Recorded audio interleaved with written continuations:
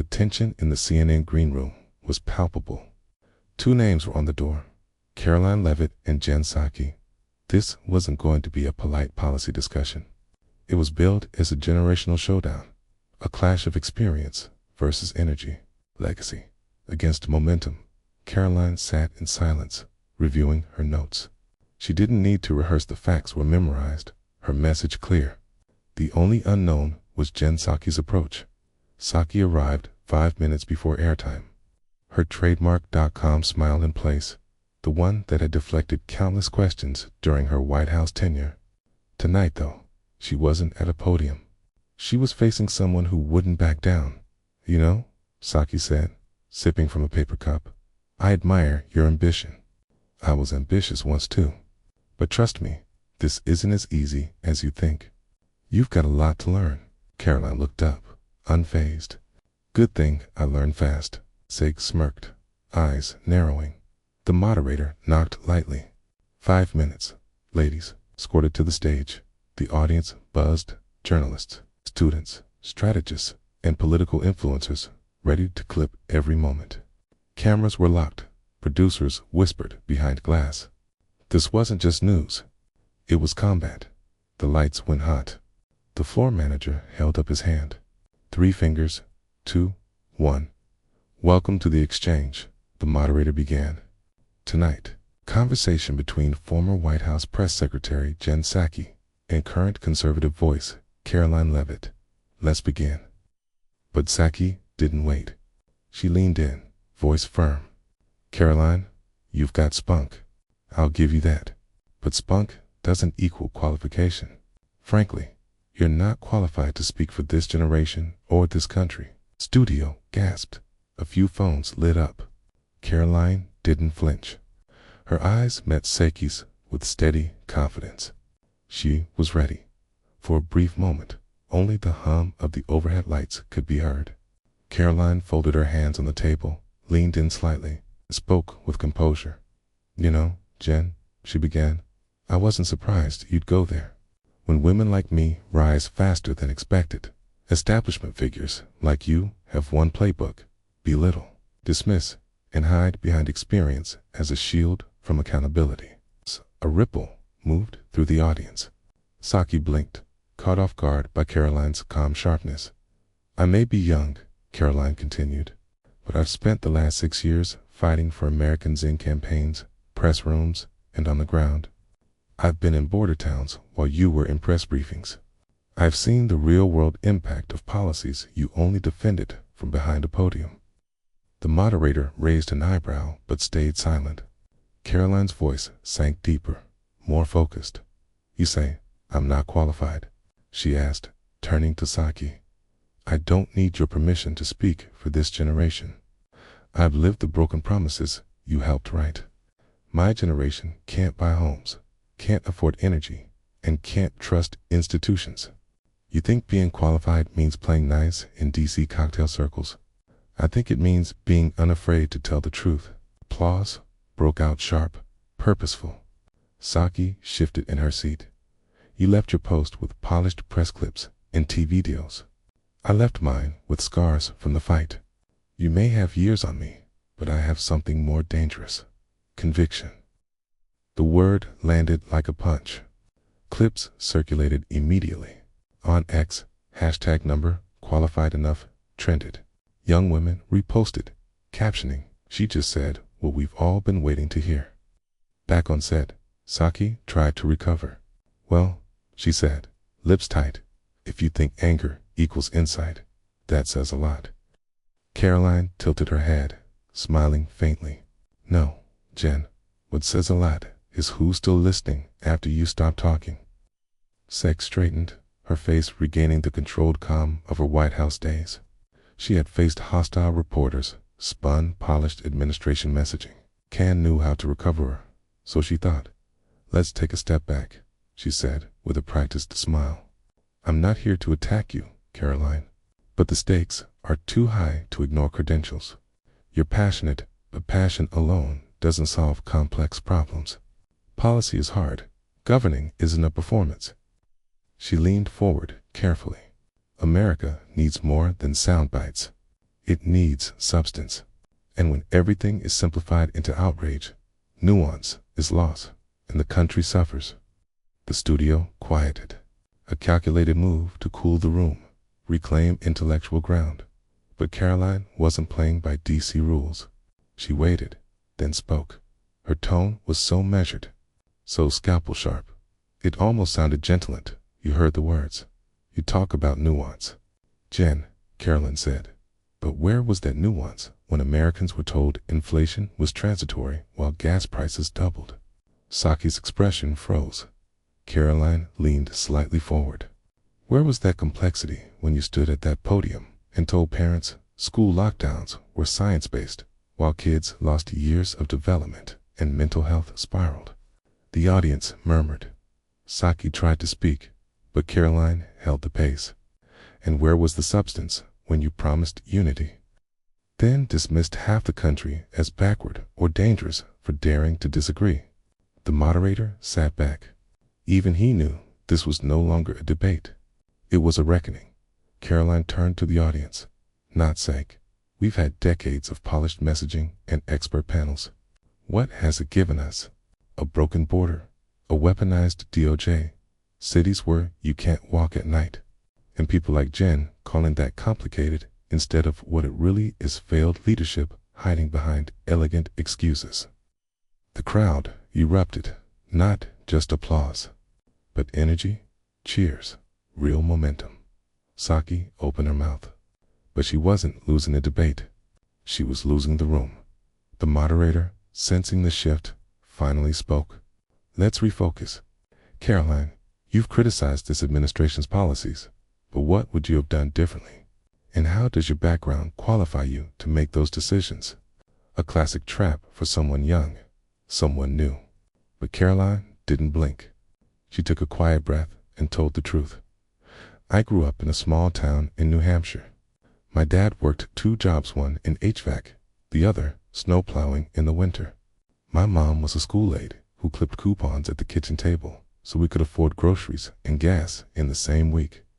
She looked directly at the camera. We weren't poor enough for government help, but not rich enough to relax. We lived in that in-between space where working hard didn't guarantee peace, just survival. Sake shifted slightly. Karoline continued. I watched my father leave before sunrise and come home after dark, hands cracked from the cold. I saw my mother cry silently when health insurance costs jumped again. And I remember, as a teenager, hearing politicians on TV call us privileged or out of touch because we didn't check their political boxes. The audience fell silent. Karoline's voice didn't tremble, but her eyes shimmered. So when I speak today, it's not because I read a policy brief or interned for a think tank. It's because I lived the gap between promises and pain. I represent people mocked for owning trucks, praying in public, or believing boys shouldn't be in girls' locker rooms. She turned to Psaki. I don't need a Harvard degree or a CNN contract to know what Americans are going through. I just needed to remember where I came from and why I'll never forget. A single clap rang out, then another. The room erupted, not partisan noise, but human recognition. Psaki looked at the moderator as if to say, do something, but there was nothing to do. Karoline wasn't debating. She was testifying. Psaki shifted, reaching for her water glass. Her carefully constructed poise had cracked. For a split second, the audience saw hesitation, but she recovered. Your personal story is compelling. I'll admit, Psaki said, forcing a smile. But policy requires more than emotion. It requires understanding complexity. Geopolitics, macroeconomics, healthcare systems, and with all due respect, a snowplow and a school-aid experience don't make you a policymaker. It was a calculated insult disguised as a compliment. Karoline didn't flinch. Interesting, she said, voice cool. Because I recall a certain press secretary saying inflation was a good sign of economic health and excusing skyrocketing grocery prices as people buying more meat. That was you, right? The audience chuckled uneasily. Karoline pressed on. You talk about complexity, but let's talk results. When President Biden's policies caused energy prices to spike, families in my hometown had to choose between heating oil and medication. That's not a geopolitical theory. That's a moral failure. Psaki tried to interrupt, but Karoline spoke louder, not shouting, but with purpose. When the border collapsed under this administration, you told America it was seasonal migration. And when parents begged to reopen schools, you said it was following the science. How do you justify that now? The moderator raised a hand. Let's stay on. No, Karoline said firmly. This is exactly the point. She reached into her blazer, pulled out a printed report, and slid it across the desk toward the moderator. This is a Department of Education breakdown showing that minority and low-income students lost the most during extended lockdowns. Not wealthy kids with Zoom tutors, the very people Democrats claim to champion. Gasps rippled across the studio. Psaki looked down, caught off guard. Karoline wasn't finished. You served in the White House when all of this happened, Jen. You sold it to the American people. So don't question my qualifications to speak on policy when you were paid to defend failure. The room erupted, not just noise, but something heavier, reckoning. Phones lit up. Clips were posted immediately. Hashtag Karoline via Psaki surged on X. Even political moderates online couldn't deny it. Karoline had landed a blow that couldn't be explained away. Psaki leaned back. Her eyes weren't angry, they were worried. This wasn't a viral moment. This was a narrative collapse. By the next commercial break, the moderator's earpiece buzzed nonstop. Producers scrambled. Network execs texted in all caps. Rival outlets clipped Karoline's line. Don't question my qualifications when you were paid to defend failure. Across the country, viewers leaned closer to their screens. This wasn't theater anymore. It was truth televised. Psaki sat stiffly, adjusting her posture, but her words no longer carried weight. She knew how to manage narratives, but this wasn't a White House briefing with pre-selected reporters. This was live, and Karoline had taken command of the stage without permission. Even the studio audience, once cautiously respectful of both sides, had shifted. Subtle nods, quiet murmurs, exchanged glances. The change wasn't just ideological, was emotional. Karoline's voice cut through again as the show resumed. You know what scares people like Jen? She said calmly. It's not that I'm young. It's that I'm not afraid of being underestimated. Psaki tried to interrupt. That's not, but Karoline pressed on. You think you defended the country by maintaining decorum. I think the country is crumbling beneath that decorum. And people are tired of excuses dressed as expertise. The audience reacted audibly, not applause, but a deep, collective yes from the gut. Karoline turned to the cameras. Now, people watching at home, you've been told you're not smart enough to ask questions. That you're too rural, too religious, too Republican to have a voice in your own democracy. I'm here to tell you that's a lie. She paused. I don't represent a party. I represent the people who are done being quiet. The moderator sat speechless. Psaki crossed her arms, trying to regain composure. You can speak in slogans all night, Karoline, but this isn't a campaign ad. It's a debate. Karoline's eyes were calm. No, Jen, it's a wake-up call. Online, hashtags exploded. Hashtag wake-up call. Hashtag Karoline claps back. Psaki was stunned. Fox News went live with a breaking banner. Karoline Leavitt dominates debate stage. Psaki on defense. Even MSNBC ran a split screen. Karoline mid-sentence. Psaki silenta. Rare freeze frame for the woman once known for circling back. Inside CNN's control room, a senior producer muttered, she just flipped the narrative in under 20 minutes. In the lobby, a former Obama advisor whispered, we underestimated the wrong one. Behind the stage, CNN's media team went into overdrive. Producers tried to rebalance the segment's tone. editors whispered into the moderator's earpiece, urging him to pivot to climate or foreign policy, anything to diffuse the storm Karoline had ignited. Meanwhile, liberal media figures took to social platforms attempting damage control. Karoline Leavitt is charismatic, but this is pure populism. Being loud isn't the same as being right. Don't confuse a viral moment with leadership, but none of it stuck. It wasn't just volume, it was clarity.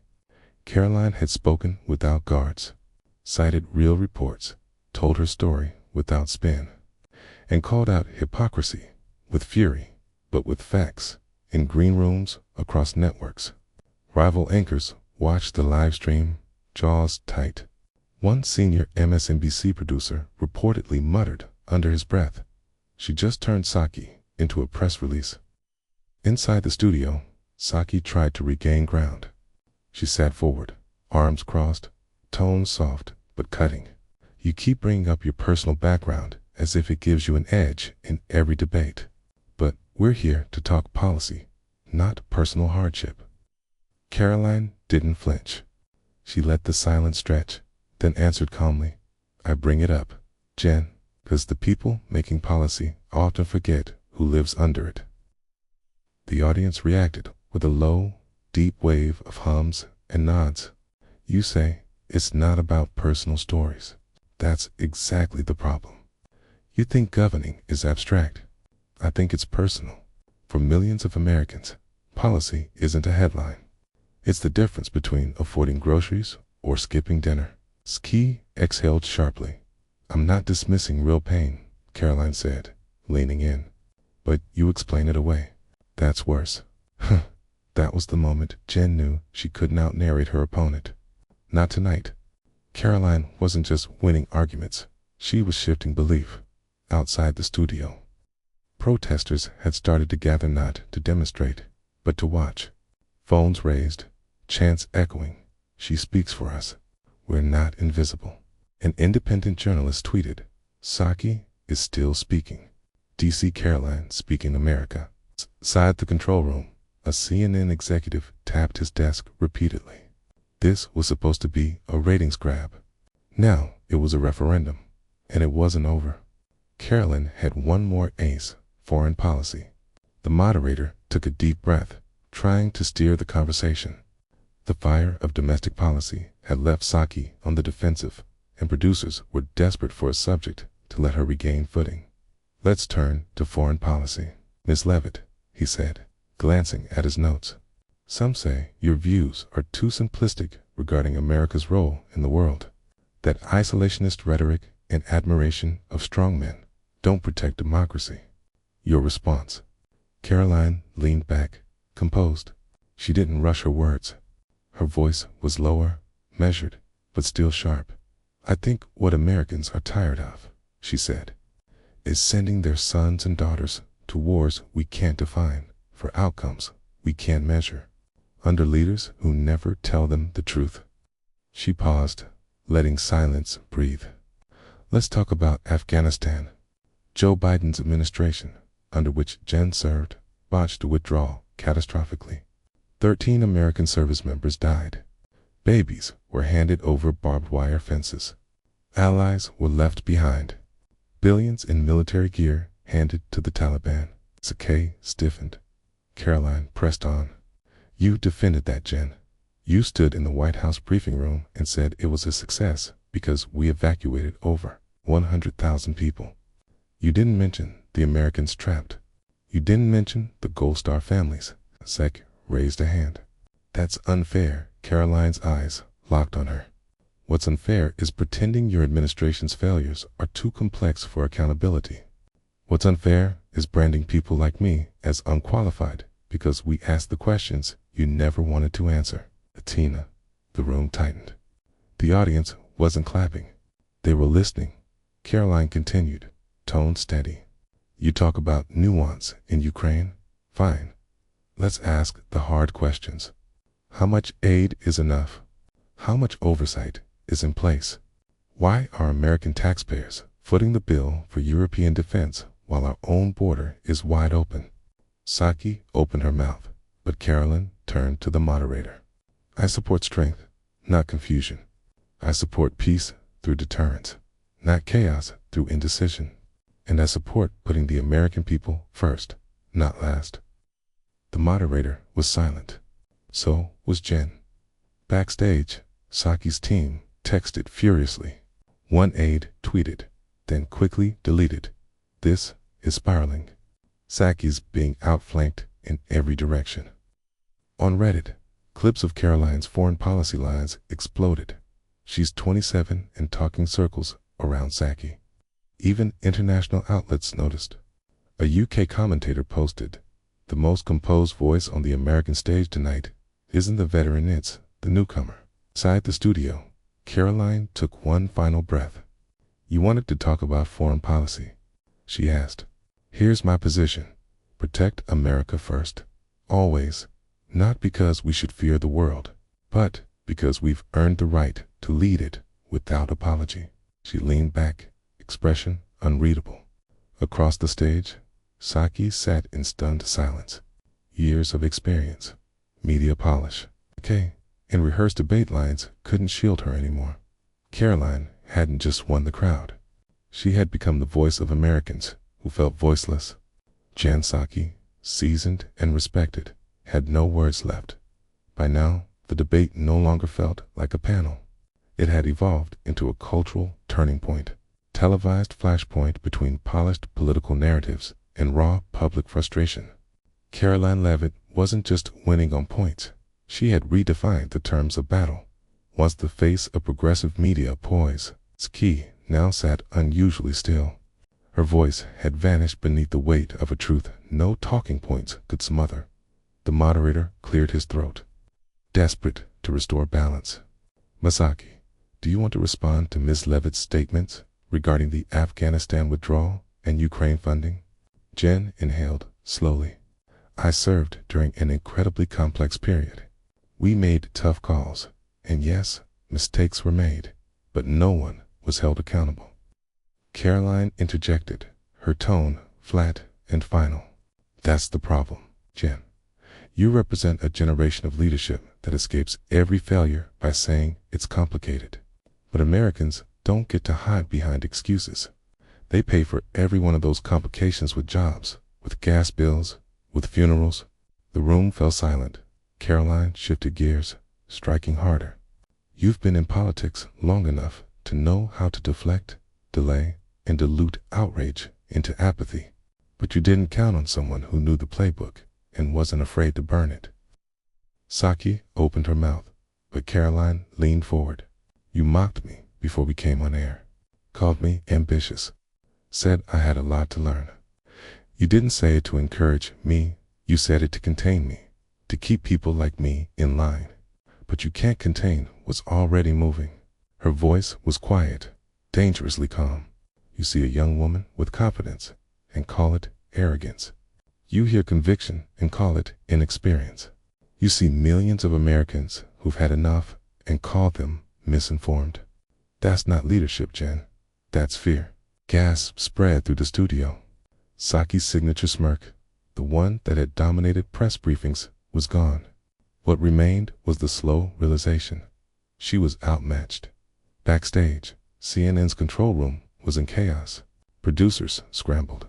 One anchor whispered, "This is no longer a debate. It's a transfer of momentum live in front of us."